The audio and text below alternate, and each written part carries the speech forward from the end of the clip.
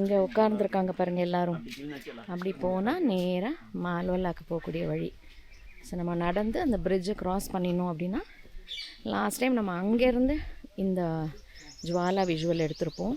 இப்போ இன்றைக்கி நம்ம இங்கேருந்து மாலலா வர வழி பார்த்துட்ருக்குறோம். ரொம்ப அமைதியான ஒரு இடம், ரொம்ப அழகான ஒரு இது க்ஷேத்திரம்.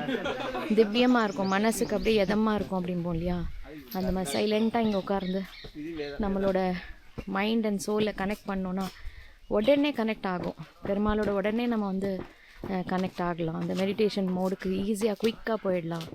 ஸோ அவ்வளோ அமைதியான ஒரு பிளேஸ்.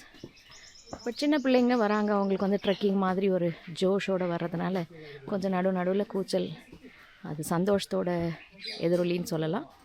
பட் அது ஒரு விதமான வெளிப்பாடு, நம்ம எதுவும் சொல்கிறதுக்கு இல்லை. ஒவ்வொருத்தரோட வெளிப்பாடு ஒவ்வொரு மாதிரி இருக்கும். ஸோ மற்றபடி ரொம்ப அமைதியாக, ரொம்ப அழகாக, திவ்யமான ஒரு க்ஷேத்திரம்.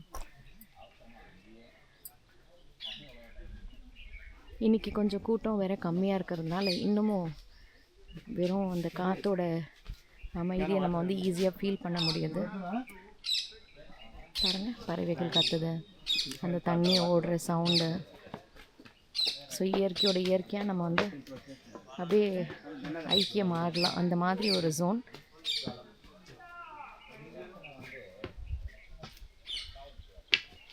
வழியெல்லாம் கோவிந்தா கோவிந்தா என்ற நாம ஒலி.